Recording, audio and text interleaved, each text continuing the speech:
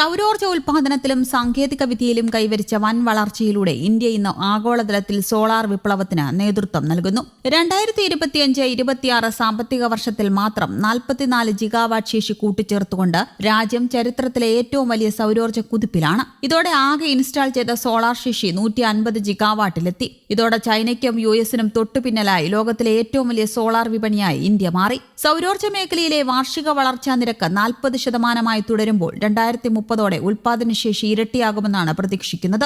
ചരിത്രത്തിൽ ഇതാദ്യമായാണ് ഒരു പ്രമുഖ രാജ്യം ഫോസിൽ ഇന്ധനങ്ങൾക്ക് പകരം സൗരോർജ്ജത്തെ മുൻനിർത്തി വ്യാവസായിക വികസനത്തിലേക്ക് കുതിക്കുന്നത്. നിലവിൽ ഇന്ത്യയുടെ ആകെ വൈദ്യുതി ഉൽപാദനത്തിന്റെ 70% കൽക്കരി നിലയങ്ങളിൽ നിന്നാണെങ്കിലും 2035 ഇത് 50% താഴെയായി കുറയുമെന്നാണ് കണക്കുകൂട്ടൽ. കുറഞ്ഞ ചെലവിൽ ലഭ്യമാകുന്ന സൗരോർജ്ജ സാങ്കേതിക വിദ്യകൾ വിപണി കീഴടക്കുന്നതോടെ പുതിയ കൽക്കരി നിലയങ്ങളുടെ നിർമ്മാണം പടിപടിയായി കുറയ്ക്കുകയാണ്. രാജ്യത്ത് വർദ്ധിച്ചുവരുന്ന ഊർജ്ജ ആവശ്യത്തിന്റെ പകുതിയും വരും വർഷങ്ങളിൽ സോളാർ വഴി നിറവേറ്റാൻ സാധിക്കുമെന്ന് ഇന്റർനാഷണൽ എനർജി ഏജൻസിയും സാക്ഷ്യപ്പെടുത്തുന്നു. രാജസ്ഥാനിലെ ബദലിയിൽ സ്ഥിതി ചെയ്യുന്ന ലോകത്തിലെ ഏറ്റവും വലിയ സോളാർ പാർക്ക് ഉൾപ്പെടെ വൻകിട പദ്ധതികളിലൂടെ കുറഞ്ഞ ചെലവിൽ ഊർജ്ജം ഉൽപ്പാദിപ്പിക്കാൻ ഇന്ത്യക്ക് സാധിക്കുന്നു. PM സൂര്യഘർ പോലുള്ള പദ്ധതികളിലൂടെ വീടുകളുടെ മേൽക്കൂരയിൽ സോളാർ പാനലുകൾ സ്ഥാപിക്കുന്നത് ഗണ്യമായി വർദ്ധിച്ചിട്ടുണ്ട്. ഇതിനായി വേൾഡ് ബാങ്ക് വൻതോതിലുള്ള സാമ്പത്തിക സഹായങ്ങളും ലഭ്യമാക്കുന്നുണ്ട്. സോളാർ പാനലുകൾക്കായി വിദേശ രാജ്യങ്ങളെ ആശ്രയിക്കുന്നത് കുറയ്ക്കാൻ PLI പദ്ധതിയിലൂടെ സാധിച്ചു. ഇന്ത്യയുടെ ആഭ്യന്തര സോളാർ മൊഡ്യൂൾ ഉൽപാദനശേഷി ഇപ്പോൾ 172 ജിഗാവാട്ടിലേക്ക് ഉയർത്തിയിട്ടുണ്ട്.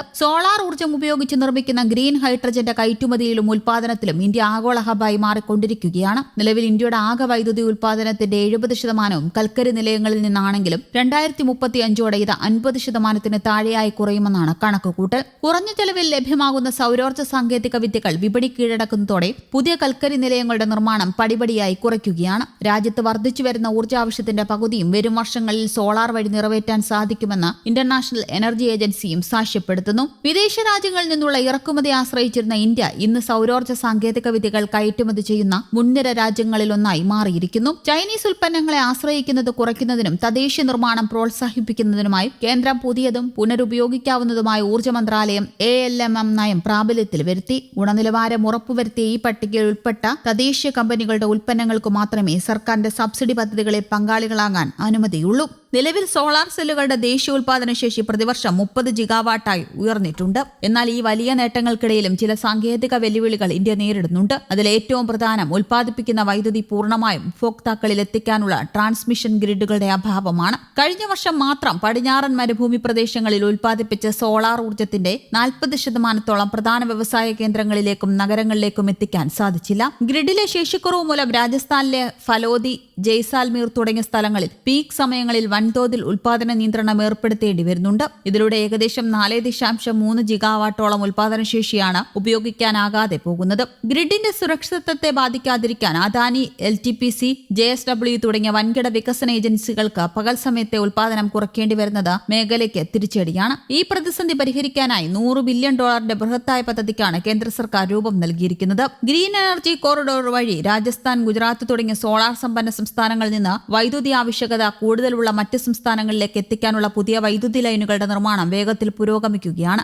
പകൽ സമയത്ത് ഉൽപ്പാദിപ്പിക്കുന്ന അധിക വൈദ്യുതി ശേഖരിച്ച് വൈകുന്നേരങ്ങളിലെ ആവശ്യങ്ങൾക്ക് ഉപയോഗിക്കാനുള്ള എനർജി സ്റ്റോറേജ് സംവിധാനങ്ങളിലും രാജ്യം വൻ നിക്ഷേപമാണ് നടത്തുന്നത്. ഇതിന്റെ ഭാഗമായി രാജസ്ഥാനിൽ 5000 മെഗാവാട്ടിന്റെ ബാറ്ററി എനർജി സ്റ്റോറേജ് സിസ്റ്റം നിർമ്മിച്ചു വരുന്നു. കൂടാതെ 2047 100 ജിഗാവാട്ടിലധികം പംപ്ഡ് ഹൈഡ്രോ സ്റ്റോറേജ് വികസിപ്പിക്കാനും സർക്കാർ ലക്ഷ്യമിടുന്നു. തമിഴ്നാട്ടിലെ 500 മെഗാവാട്ടിന്റെ കുന്ദ പദ്ധതി, മധ്യപ്രദേശിലെ പുതിയ പദ്ധതികൾ, ടാറ്റ പവറിന്റെ നിക്ഷേപങ്ങൾ എന്നിവ ഇതിൽ നിർണായക പങ്ക് വഹിക്കും. പരമ്പരാഗത കൽക്കരി ഗ്യാസ് അധിഷ്ഠിത പ്ലാന്റുകൾ ഡിജിറ്റൽ സംവിധാനങ്ങൾ വഴി ശാസ്ത്രീയമായി ക്രമീകരിച്ച് സോളാർ ഉൽപാദനം കുറയുന്ന സമയങ്ങളിൽ അവയുടെ പ്രവർത്തനം കൂട്ടുന്ന രീതിയുള്ള ഗ്രിഡ് മാനേജ്മെന്റാണ് ഇന്ത്യ ഇപ്പോൾ നടപ്പിലാക്കി വരുന്നത്.